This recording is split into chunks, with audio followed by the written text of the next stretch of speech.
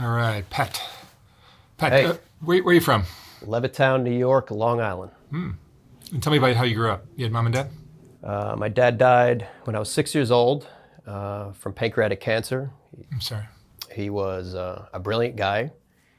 He worked in aviation and aeronautics, and he helped build the F-14 and the lunar module for Grumman, a defense contractor. And the night he died is among the first memories that I have.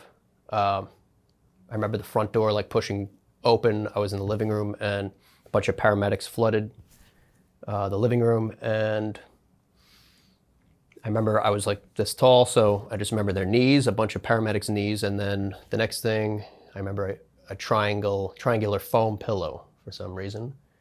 And then I remember my mom sitting me outside on the porch and telling me that he passed away.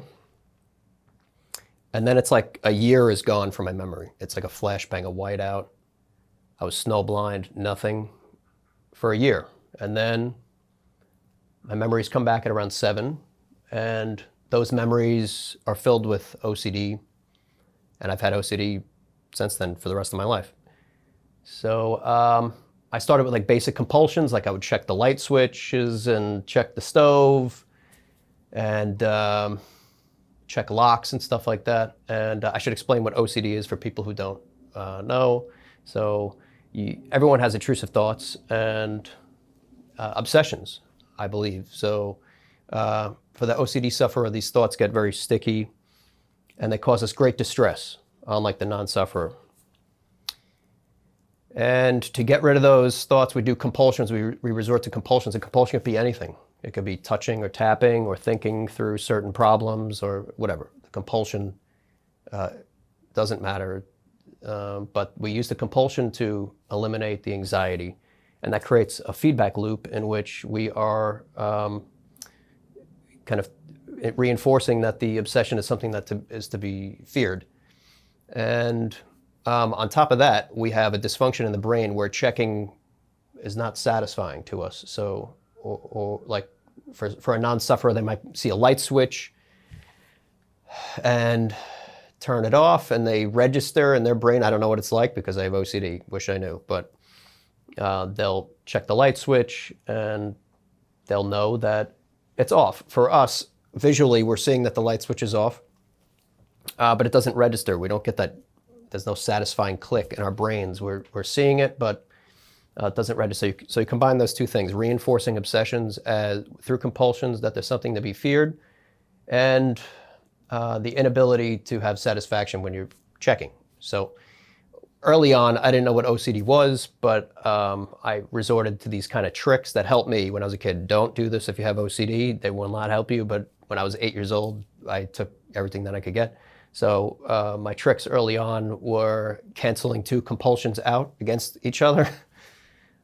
If I had an obsession that I'd left the stove on and I'm going to burn the house down, or, well, yeah, the stove and the sink, let's say, and I left the water running and I'm going to flood the house and kill everybody. If I had those two running simultaneously, I could cancel them out. Instead of doing the compulsions, I could, for each, and sitting there and checking the stove and then checking the faucet, I could just sit with the discomfort and allow those compulsions to just cancel each other out. That only worked if the compulsions were of equal magnitude. They had to be on the same like level of discomfort for me to cancel them out. That worked for a little while until it didn't. The other thing was my grandmother lived downstairs. I used to defer. I'd outsource my compulsions to my grandmother, my poor grandmother, because instead of going out in the winter night and checking the lock for 20 minutes because I was afraid the dogs were going to get out and hit by a car, I would just ask my grandma to go out there and check the lock for me, and it took her, or even glance at it. And I learned something pretty valuable in the power of deferring my compulsions to other people. It's super unhealthy, but that's what I started doing, just outsourcing that work. At a certain point, the obsessions transmogrified from physical to mental. And that, to me, was like way worse. that happened around when I was like 8. So for example, my friends and I were getting ready for school. There was like a big snowstorm. We were outside throwing snowballs at each other. And right before we were to leave, my friend and I joked around and we went to the neighbor's house next door and we took piled snow in his tailpipe. A little powdered snow in there and jammed it in there. It wasn't like we sat there for hours like pouring, cold water on ice balls and shoving it into his tailpipe. We just like sprinkled some snow. If he started the van, it would be enough to like knock the snow out. He would have been fine. But I sat in class like an hour later and I got hit with the obsession out of nowhere that I was a murderer. Like I was trying to kill my neighbor because I guess I saw some TV show where, somebody like tried to commit suicide by like blocking their tailpipe and dying of carbon monoxide. I got hit with the obsession that I was attempting to kill my neighbor. So I got hit with great distress. And I couldn't outsource this distress and I couldn't cancel it out with another compulsion because it was causing me such anxiety that I want to mention real quick what it feels like to have a compulsion that you don't do. I have to tell you how it feels. It feels, this is the only way I can describe it, so sorry or not sorry. If you've ever taken Adderall when you're not supposed to, if you don't have ADHD and you've abused Adderall, I'm not saying I abused it, but in college, had fun once or twice with Adderall. If you've ever taken Adderall, the come down of coming off of that, which is pretty bad if you're not supposed to be taking it, magnify that feeling by 5, and that's the feeling that you get when you're not doing a compulsion, when you've gotten in a rote cycle of obsessions and compulsions, and you're really locked in, and you're white knuckling it. That feeling, your stomach drops, you start sweating, you get tingles in the back of your mind, the back of your head, you can't focus. But the feeling of doing the compulsion feels like the come up on an amphetamine. And it almost reminds me of like addict stories, like the fix is like a second away. It's so horrific when you're in it that the feeling, the sensation is so bad that if you just do a compulsion, it's going to go away. And the feeling is so good, the relief. And like a drug, it's like very short-lived. So you get addicted to that. OCD would not be bad if you didn't have the satisfaction dysfunction. If I could just do a compulsion once and be over with it, it would be totally fine. But the fact that you get that short-lived dopamine hit, it really feels like the weight of the world is off your shoulders, and then you get that for 5 seconds, like a Coke hit. It's like you get that, and then you have to keep going. So, okay. How did you resolve the tailpipe with the snow? It's not like there's a physical interface for that compulsion. I can't have a light switch or a stove that I could check to, I wish there were, to make that go away. So I had to convince myself while I'm sitting in class and we're reading, like the Hardy Boys or whatever. I had to convince myself that I wasn't a murderer. Okay? At 8 years old. So I'm going through my life, 8 years of my life, probably 2 years of memory, if that, to, remind myself of all the aspects of myself that are virtuous and not like what someone would do, like killing the neighbor by shoving ice in their tailpipe. And the mental compulsions is so much worse. Like, honestly, for me, the physical compulsions, like if you hit rock bottom and you couldn't stop checking your stove and you're at the end of your rope, you really, as a last resort, you could take your stove and just throw it out if you had to and lock yourself inside and never cook. Like, you could. Excuse me. But there's no such remedy. There's no such remedy for these mental compulsions because you just can't escape. And they take so long. Like, the physical compulsions could take 20 minutes. Like for me, they took 20 or 30 minutes. At night when I was a kid, the mental compulsions, you'd go through it in your mind, telling yourself you're not this or that. And if you screw up at any point, you got to start over. it could take hours. So. And this started when your father passed away? Yeah. So I'd had it for 2 years at that point, and I didn't know I had OCD. Still, I thought everyone thought like this. I thought everyone. But before your father passed away, did you have any signs? No, zero. Zero. So I thought everyone had this issue, and then there was a big change in my life. My mom was watching the show Chicago Hope, which is like a poor man's ER. It's like, we got ER at home. Sorry to knock that show, but kind of ruined my life for like a little bit. My mom's watching Chicago Hope, and there was this episode where these two doctors, this is absolutely insane, by the way, which would never air on television today, and just need you to know that. These two doctors are looking through one-sided glass at this kid in a room that they've made up, makeshift room, with a couch and a lamp and carpet, and they're looking down at their glasses and writing on legal pads and white coats, and this kid has been stuck in this room for hours because he can't leave the room without making sure the light switch is off. So he checks the light switch, hangs out in the doorway for a second. Is the light off? No. He comes back to the couch. Let me try again, for hours, like a zoo animal.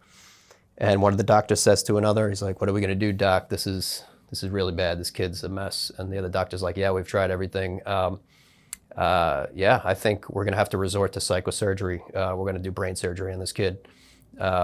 He's left me no choice." And the doc's like, "Okay, let's roll with it." So I might be getting this a little wrong because I've never watched it again, but that's pretty much the gist of the episode. It's called Hearts and Minds. I do remember that. So I'm watching from the kitchen, eating sherbet, O-mouthed, like the spoon shaking, like watching this. My mom's just kind of falling asleep on the couch. And I stayed up for hours, like staring at my ceiling. Like, I had two revelations. One, that what I was watching was myself, my tendencies, and that they were a mental illness. And not only that, but this idiosyncrasy that I had, this quirk, required brain surgery to heal or whatever. So I woke my mom up at 3 a.m, and I was like, "Mom, I have that, whatever that was and that kid had, I have that. I have OCD." So she talked to me all night. We talked about it. And she's like, "Okay, we're going to figure this out." My mom was incredible. And though she never truly understood OCD, she was always there for me. It was bad timing, this revelation, because the next day I had to leave on a field trip to Huguenot, Greenkill. I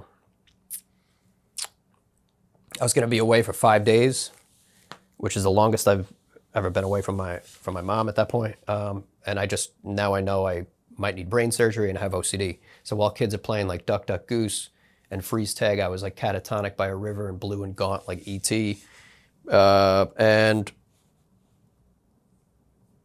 I came back. My mom picked me up and she looked at me in the rearview mirror and she was like, "I have good news." And I was like, "What is this good news? What could it possibly be?" She said, "I told your sisters, I have 2 half sisters from my dad's first marriage, that you have OCD. That's what you told me." I told them, and your sister told me that she's been living with OCD her whole life. And not only that, but your dad had OCD. And not only that, that your grandfather had OCD. And it opened up this big revelation about obsessive compulsive disorder. From that point on, I realized I had it, and that was an incredible thing. So while that episode really upset me, I have to thank it. I would have found out otherwise. So now I turned 12. I went through puberty, and I had this unique sensation. I'd made progress on OCD from that point, from 8 to 11. When I was age 12, went through puberty, and I'm sitting there trying to go to sleep, and I literally felt the sensation of my brain like molting. That's the only way I could describe it, like shedding skin or like rushing gravel. And I had this song. I'm not going to mention what the song is. I don't want to get trolled online with people sending me the song. But I had one song that repeated over and over in my head, and it wouldn't go away. I never had this before. And I had random thoughts and images and coalescing and intertwining with the song. What song is it? I can't go there, but Tell me, I'll take the name out. it's a Metallica song. Oh, okay. All right. That's Black good. Album, which I wish it was another song, but it wasn't that the song was bad. It caused me extreme distress, and I felt like I was going insane. I told my mom, I don't know what this is, but I feel like I'm going crazy. There was no compulsion to be done to make it go away, which was also concerning. Like, how do I make this go away? I was in 7th grade at this point. This song stuck in my head for the whole school year. And I'm not kidding, I slept maybe 1 or 2 hours a night because I couldn't sleep with the song in my head. I began to have anxiety about not sleeping and doing poorly in school, which made me dread going to sleep. And then I would dread 10 o'clock because that's when I'd go to bed. Then I'd dread 9 o'clock because it was an hour away from 10. Then I'd dread 8 o'clock because it was 2 hours away from 10, and on. I didn't sleep. And then all year, I was like a zombie. And then the first day of summer vacation, 7th grade, I was waiting for the song to come, and it did. And the random firings in my brain did come, but I slept like a baby that first night, and I never had an insomnia issue ever again for the rest of my life. But that aspect of thinking never went away. I have music in my head constantly, which has helped me enormously because I'm a musician now and I make music. And, it's helped me in that aspect because all I'm doing when I'm making music is I'm repeating what I've been hearing in my head day in and day out. But that's how my mind works now from that point on, just constant music intertwining with almost visual stuff, and I've just learned to live with it. So that was 12. I made huge progress in OCD in high school. I had like no issue in high school, very little. Into college, very little. I made huge progress. Then I was in college. I went to school for writing, and my friend came up to me. I did a study abroad in Ireland at Trinity College in a writing program. And my friend came up to me in Ireland with a laptop open, and he's like, "Hey man, I got these 2 tickets to Amsterdam. We should try mushrooms." I've always been really interested in psychedelics and the expansion of the mind. I think because everything I went through with OCD, I went from fearing my mind to just totally like embracing whatever my mind throws at me. And I've always been interested in trying that and exploring those realms. So we went to Amsterdam and searched for mushrooms, magic mushrooms. So we walked around looking for a neon mushroom sign. We had no idea what to look for. Eventually we found it, and we went in this place, and this beaded curtain rustled, and this guy came out. That should have been my first sign to do a 180 and leave. Beaded curtain, and I think Echoes by Pink Floyd was playing, which I like that song, but the combination. He came out, and we said there was like a greasy, glossy menu, like it was a Friendly's with all mushroom types on it. That was another red flag. But we said we wanted, an introductory dose of psilocybin mushrooms. And he said, "Say no more." And he came out with 2 shoe boxes of mushrooms, one for each of us. And I just started laughing because it was like we were at Foot Locker, and it was ridiculous. And the tops of the shoe boxes were like plastic, and I remember the moisture from the mushrooms was condensing, and I just looked at the guy and I'm like, "No, we said an introductory dose, not a Hunter S. Thompson kind of approach." And he said, "Well, this is the this is like as easy." I'm like, "Why are the mushrooms?" One of them was the size of my arm. And I was like, "What is this?" I mean, in the United States, I never did it, but when you see people with mushrooms, it was like dried and very small. He's like, "Well, yeah, like when it gets to you in the United States, all the moisture's been zapped out of it, but they once looked like this. So just take the whole thing. That's like your dose. It's going to be fine. You're going to like watch, The Wall by Pink Floyd and just lay back and you'll be fine. So we went to Amsterdam. We walked around Amsterdam, went to a coffee shop, ate the boxes. I secretly threw the giant one out behind my friend's back because I was not messing with that. I went in the garbage. He did it a little more than me.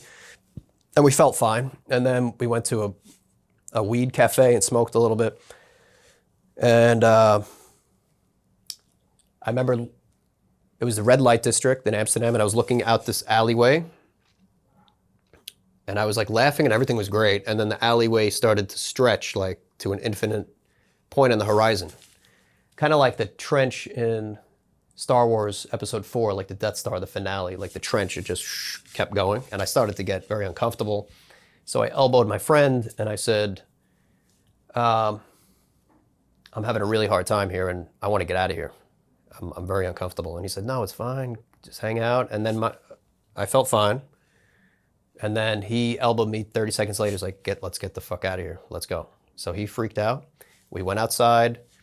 He developed this cliche kind of stoner situation where he couldn't leave the wall. He was affixed to the wall. And if he left the wall, the brick wall of the building, something terrible was going to happen. So we're both not having a great time. And he told me I need to go to the hospital. I need to go to the hospital immediately. But he couldn't leave the wall.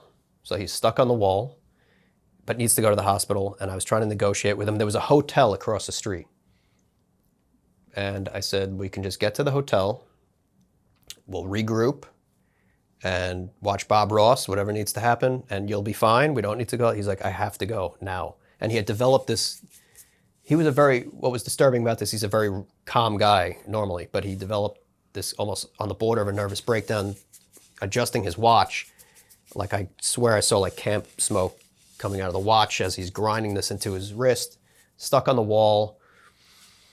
And he's like, I grab somebody and let's go to the hospital. I was like, okay. One thing, if you've done mushrooms, you know this, but you feel, if you've done mushrooms with someone, you have a synergy in your thoughts without communicating. It sounds like ridiculous cliche stoner stuff, but it is true. Like I wouldn't even have to be looking at him and I could feel everything he was going through and it was really giving me a bad time. So I wanted him to feel better so I could feel better.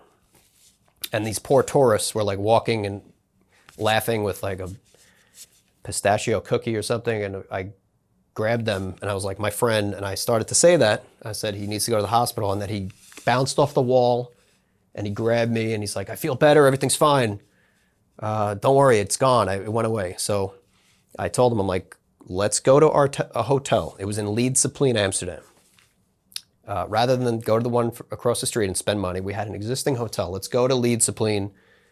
Let's just walk. He's like, all right, let's just call an audible, like let's cancel the whole night. Let's go back. So we had to navigate the red light district. And the red light district, there were bizarre fetishes in the windows. There was a woman like drinking 2% milk topless. There was someone ironing with like a cowboy hat on. And that's horrific enough to see when you're sober.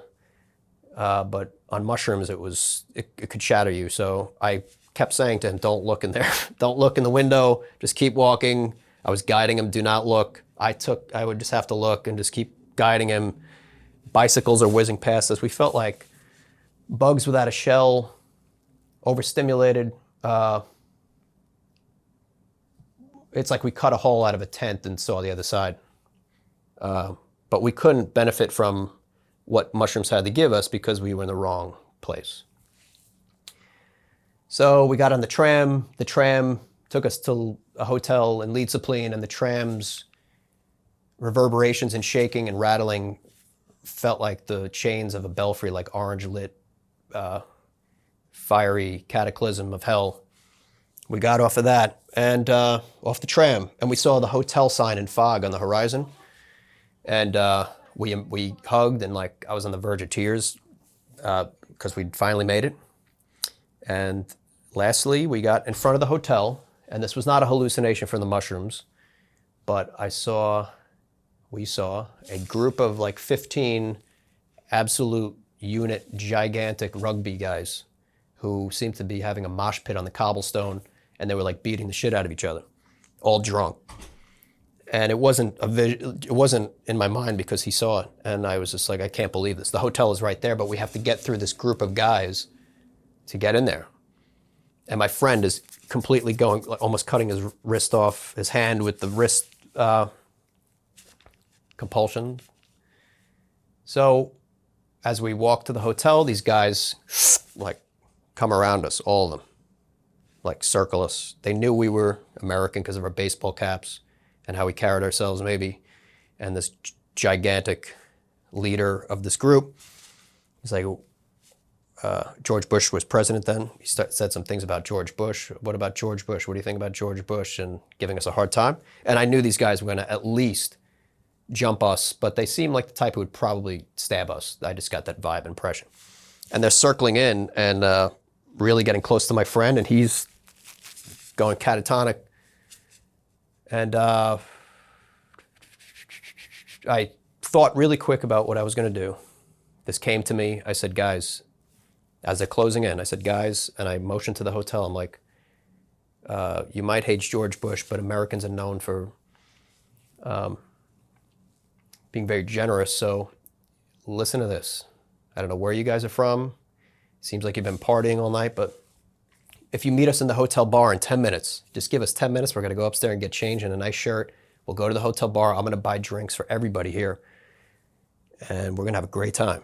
So just give me 10 minutes, and I got to take care of my friend. And then he thought for a second, and he's like, all right, boys, did you hear this fucker? He's like, we're gonna drink on him. He's like, you better be there in the hotel bar. And I was like, absolutely. So we got in the hotel. We sprinted immediately when we got in there. We got in the elevator and pressing the button.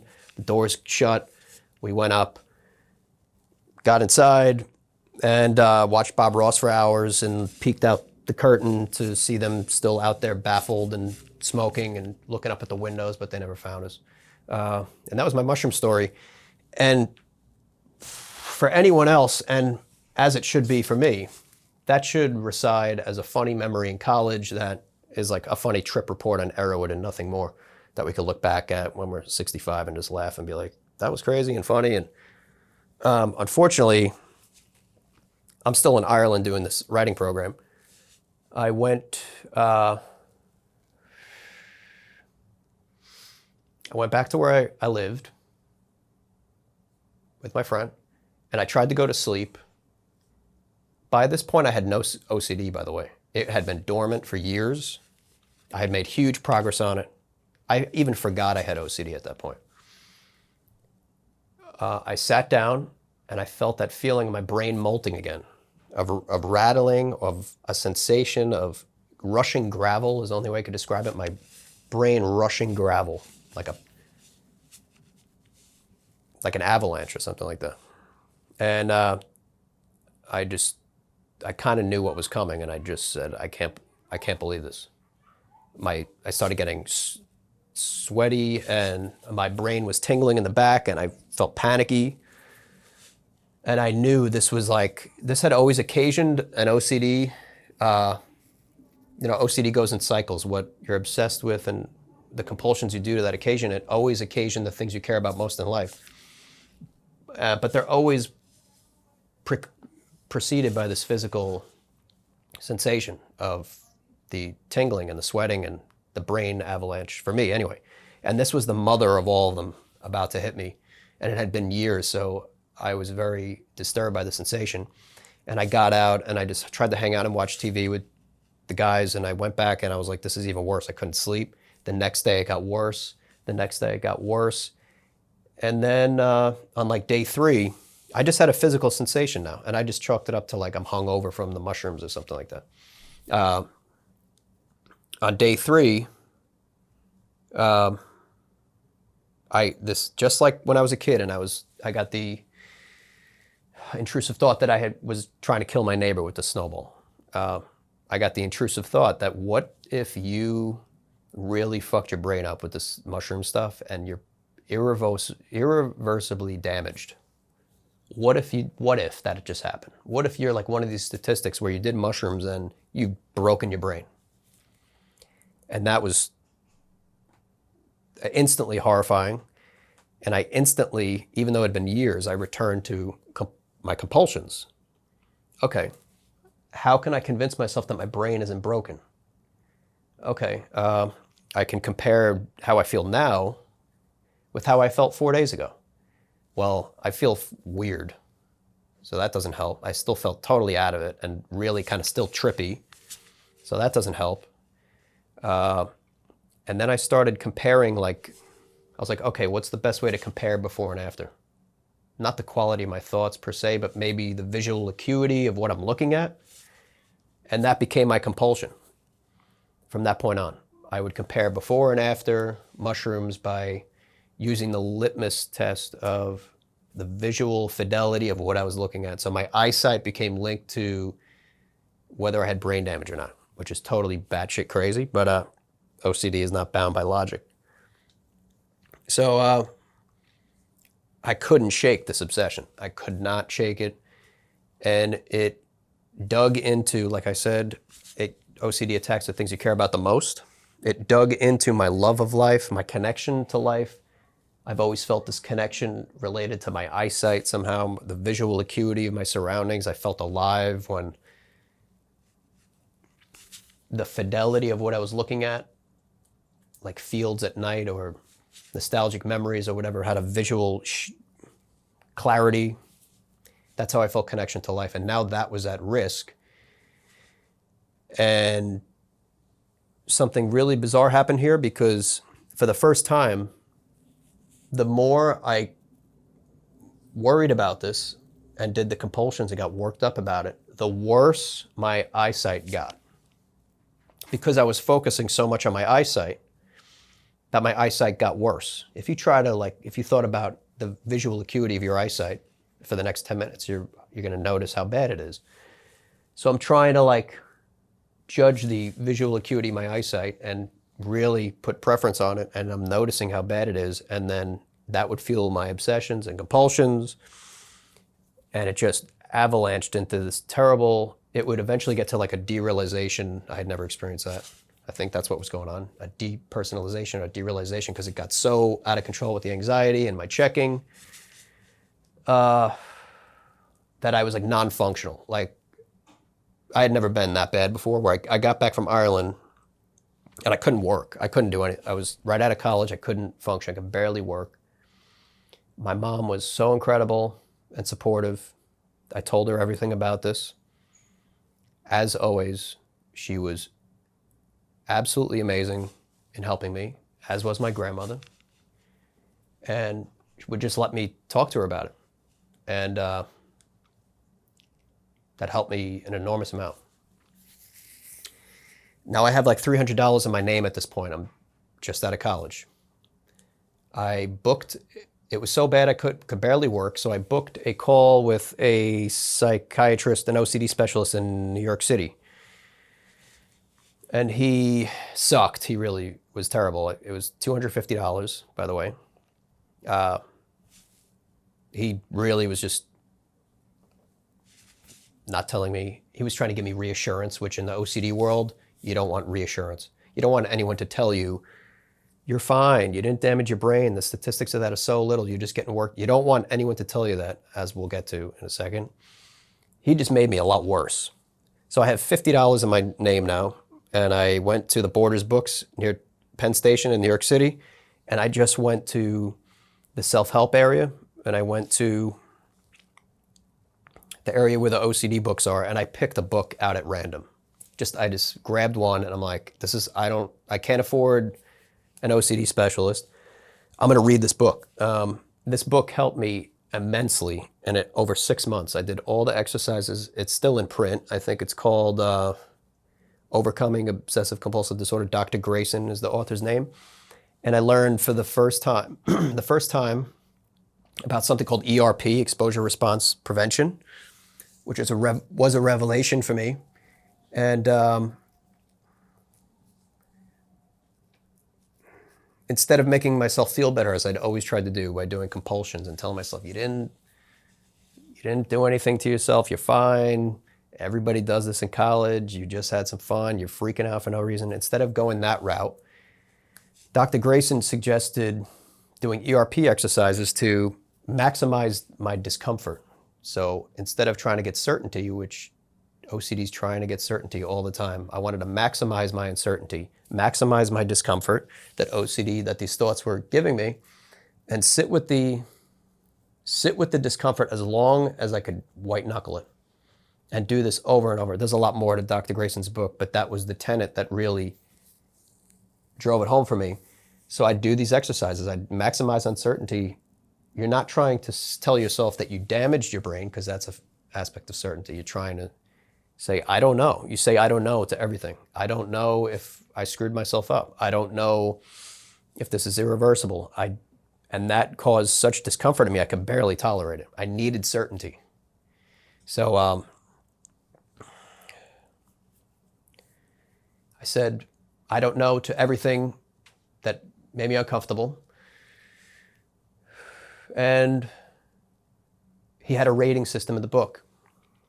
A 10 is hospitalization, where you have to go to the hospital. It's so bad you are a risk to yourself. I was probably at an 8. And the whole idea is to sit with the discomfort, the uncertainty for so long until your body just adjusts to it.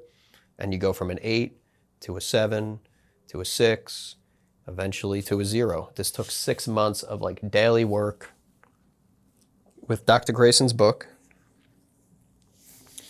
And then I was free of it. And I started a career in marketing. It's been very successful. My OCD has helped me a lot there. I use Google Ads to run experiments to learn more about like underrepresented areas of society, like people who are suicidal and people who tell Google they use heroin, or that they're school shooters, or victims of sexual abuse, or migrants, and on. And that, do your OCD tendencies help you with that? That helped me immensely, because it's very tedious work. It's rote work.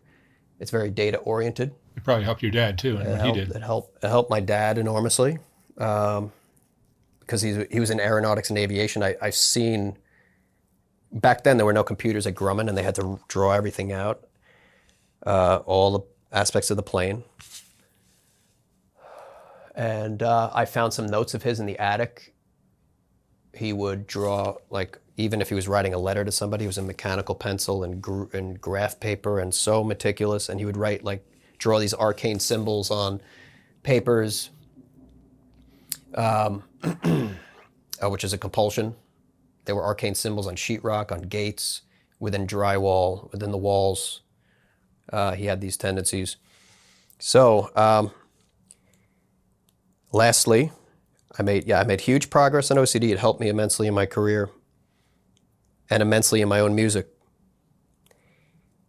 But my mom got sick. She was my best friend, my grandmother too. She lived downstairs, and together they didn't understand this OCD thing, but they tried to learn so much about it and be so supportive. And my worst nightmare that was the day that she was going to pass away, and it was inevitable. She did get cancer. And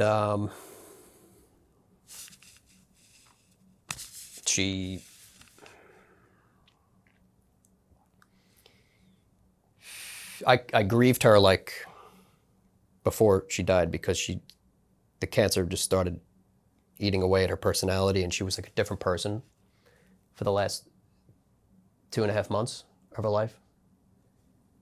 And she stayed at home with us. We tried getting her in facilities and stuff, and she just wanted to be home. So I hired a live-in aide named Lucy, who was incredible. She lived downstairs, and Lucy and I just helped my mom at the end of her life. We rotated her. She wasn't eating at that point, but just helping her be comfortable. And my OCD came back really hard after years of progress. Again, with the songs in my head and my mind all over the place. And I'd be holding my mom's hand, and there's songs and music in my head constantly. But this time I like embraced it. Instead of getting so pissed off and like, how can this be taking my moments away from my mom? I didn't look at it like that. I looked at it as a gift from her. And I wrote about 60 songs in that 2-month period. And I would go upstairs and sneak upstairs and play songs into a voice note. And on some of those voice notes, you hear Lucy banging on the ceiling. Patrick, come downstairs. We got to rotate Mom or whatever. And I just leaned into the OCD. Like, instead of getting pissed off, just use it and harness it.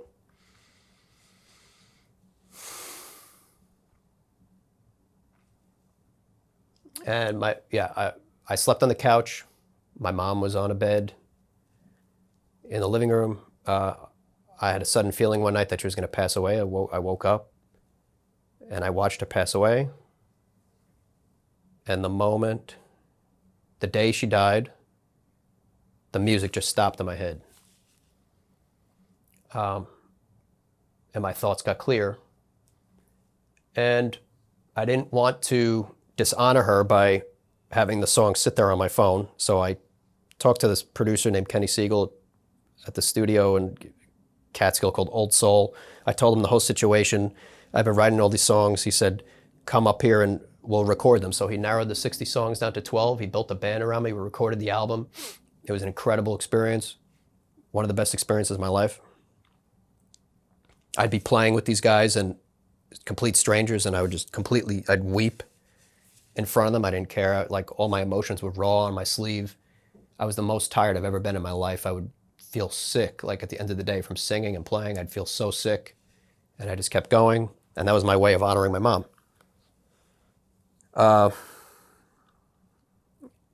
And my OCD got better. But then as the grieving process evolved, it came back for what I hope is the final time. And this time, a couple of years ago, was like pretty much my lowest, where the music wasn't there, the gift wasn't there, and I just got pissed off. I just was like grieving. I'm like, is it not enough that my mom is dead, my grandmother died, my dad died, my best friend died of drugs, so many people in my family passed away, I had a stepfather figure who died, there was so much loss in my life. And now I have to deal with OCD on top of it, which, and I hate to say this, but I'm being honest, the OCD was harder than going through my mom's death, because it just tortured me and it wouldn't let me go. And I was like at the end of my rope at that point. I'm like, the closest I came to suicide was probably at that point. I'm not a suicidal person, but that really almost broke me. 2 summers ago, crazy OCD, trying to grieve, unable to. And it became like, in my mind, a life or death situation. It sounds dramatic, but I'm like, if I don't get a handle on this, like, I'm gonna die. It was that dramatic. If I don't beat this, I'm gonna die. It felt so real in my head, that reality. So I got really into fitness and running, which helped me a lot. And every run, I pushed myself harder and harder. And every mile I was thinking of this demon of OCD and like diminishing it with every mile and killing it and establishing this war kind of mindset against it. Like, it was a war. It was a war, and I was going to kill this thing at any cost. The running gave me progress, but I still wasn't there. So I saw this OCD specialist named Corey Gleed in Manhattan. I'm not going to speak for what she does, but it's an advanced, like, evolved, cutting-edge version of ERP. She was incredible. And I've been about a year in without OCD now. And I made huge gains on it, thanks to her. But I know I try to look at OCD as a gift now. It gave me music. It gave me the ability to do my job. It gave my dad his brilliance. I'm trying to find the gift now in certain of my epochs of OCD, like the mushrooms thing and the etc. And I think that's yet to come, but I'm trying to embrace the gifts now. and just roll with it and keep writing and keep making music. And I know this mushrooms thing resonates with people. I know that because the worst aspect of it, the mushrooms was probably the worst OCD aspect in my early 20s out of everything, because I felt so alone with it. It's such an unusual obsession. Really, if you think about it logically, how many people with OCD also took psychedelics that also have obsessions about it? It's probably a small amount, I thought. OCD is isolating enough, and to have that such a niche obsession was really isolating. But I wrote about it on my Substack about this, and all these people reached out to me that I did LSD, and I have serious OCD and deep derealization, and I did peyote, and my OCD is terrible, and I felt horrible for them because it was such an isolating obsession compulsion combo that caused these like sensations that fueled it. And I would just give them encouraging words.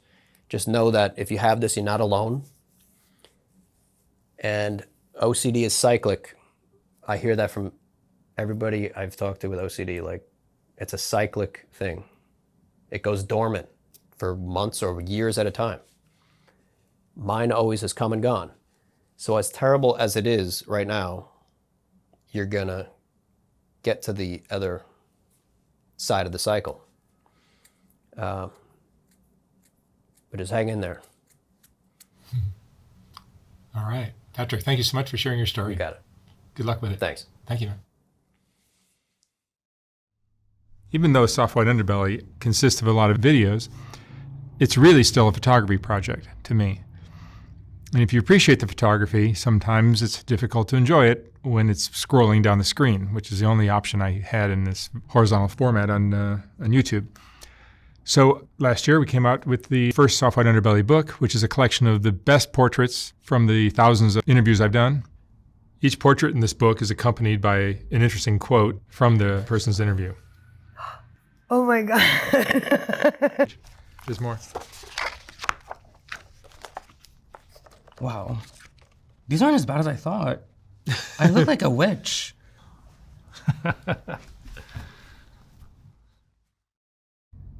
I will not be reprinting this book when it sells out. So once it's gone for good. You can order yours at softwhiteunderbelly.org.